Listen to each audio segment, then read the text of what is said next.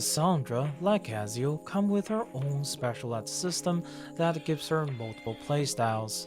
The difference is, she doesn't have the same level of flexibility that Ezio has, because she's built as a dedicated support for Ezio.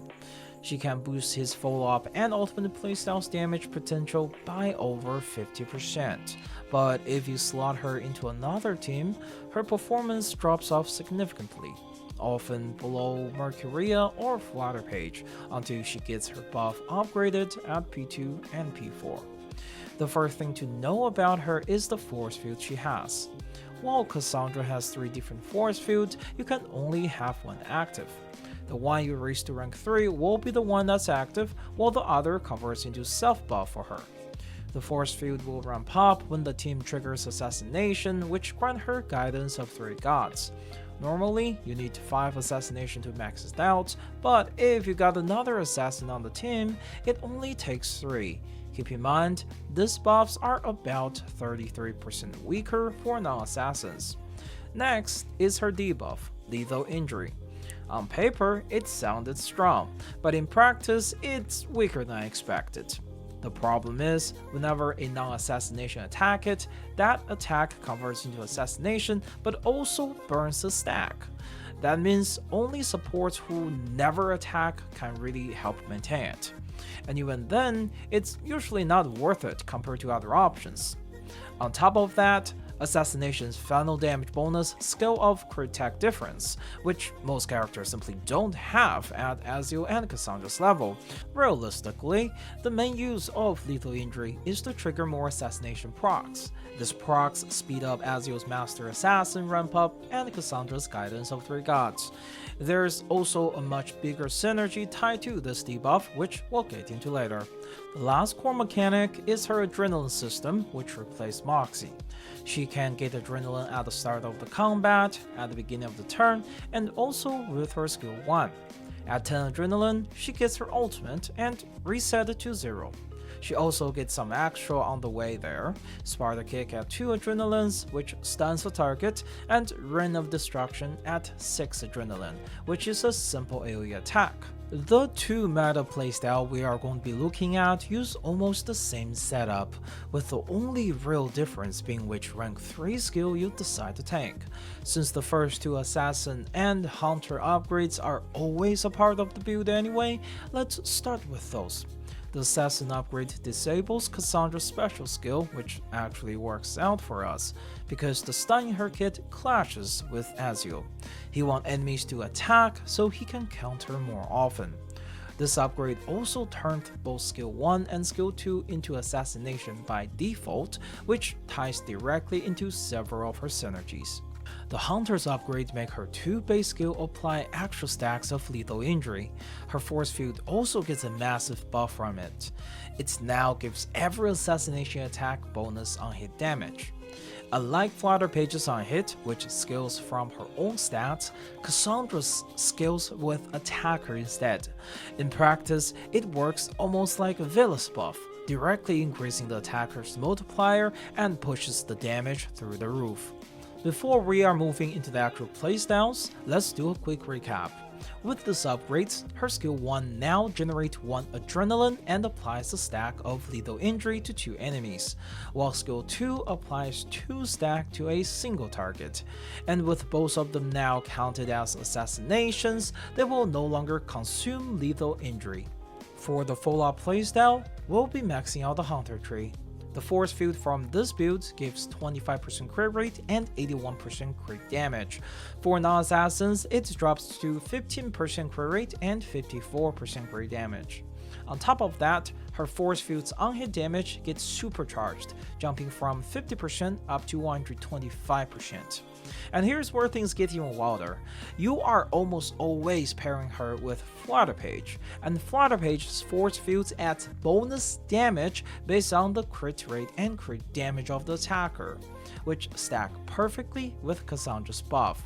The synergy between the two is absolutely absurd. There is no hard requirement on using her skill in this build, but when you can, you'll want to try to trigger Ezio's follow-up so it can benefit from some extra final damage. and Ezio will just counter everything to the ground. The ultimate playstyle makes Kassandra a lot more active, and it plays completely differently. You can't fully unlock its potential just yet, not until Gatien gets his Euphoria, which we will talk about in a bit. This time, we are going to be unlocking the third skill of the Assassin tree. With this skill, Kassandra provides 21% attack and 40% penetration to Assassin, or 14% attack and 24% penetration for non-assassins. The third skill actually brings big gameplay shift related to her ultimate. Now, if her ult crits, she unlocks a special precast version for the next turn. This ultimate doesn't cost action point as it is a versatile card. On top of that, she now gains adrenaline from both assassination triggers and ultimate from the team. Those two effects are counted separately, so her own ultimates give her 2 adrenaline, and Ezio's ultimate basically maxes her bar on its own, as it's actually multiple assassination ultimates. At peak potential, you can do 2 Kassandra ultimate every turn and then Ezio's ultimate every 2 turns. Right now, that depends on enemies actually cooperating by triggering enough counter when we are using Melania in the team, but that changes with Gatien's Euphoria in patch 3.0. Euphoria reworks Gatien into an ultimate support. Beyond better buffs and automatic Moxie generation, his thunder attack from channeling is now treated as an ultimate. He can trigger it also with his skill 1, and he can fire an amplified version of it if he ults again while the array is still up. As a result, he can throw out 2 to 3 actual ultimates per turn, massively boosting Kassandra and Ezio's resource generation. Kassandra already gets 5 adrenaline baseline from her passive and those 2 ultimates, so you only need 5 more trigger from assassinations or ults to keep her firing twice every turn, which is very easy to do with Gatien.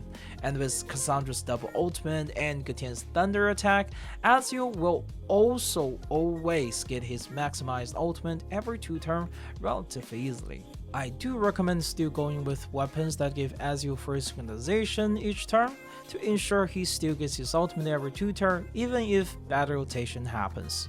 There is one more playstyle for Kassandra that doesn't really pair with Ezio, the Gosh playstyle, which runs a 2-3-0 build. Unfortunately, the setup isn't very strong. The gimmicks here is simple. Kassandra applies different Gosh's effect with her Sparta Kick, Ring of Destruction, and Ultimate. When she uses her skill 1 on target with Gosh, she now follow up on the primary target with her Sparta Kick once for each type of Gosh applied to them, up to 3 times. The follow-up kick still dazes the enemy, so if they don't have tenacity or resistance, you can stun lock them. Still, the damage just isn't high enough for today's standard. That said, it can slide into a few niche comps. For example, you can run with Jill. Jill's team often has too much action point and not enough good ways to spend them. Sometimes you're stuck with using Pickle skills just to keep Jill's follow-up rolling, and Kassandra fits in as an alternative, giving Jill access to actual hit damage and assassination triggers, even if her raw buff ain't that strong. You can also pair her with Liang Yue, though this isn't meta either and requires Liang Yue at P1. Her kit can extend debuff, which let Gosh effect linger longer. That means Kassandra can keep up triple follow-up kick every turn as long as you consistently rank up and use her skill 1, which at rank 2 give her 2 adrenaline, and the rotation can stay smooth that way.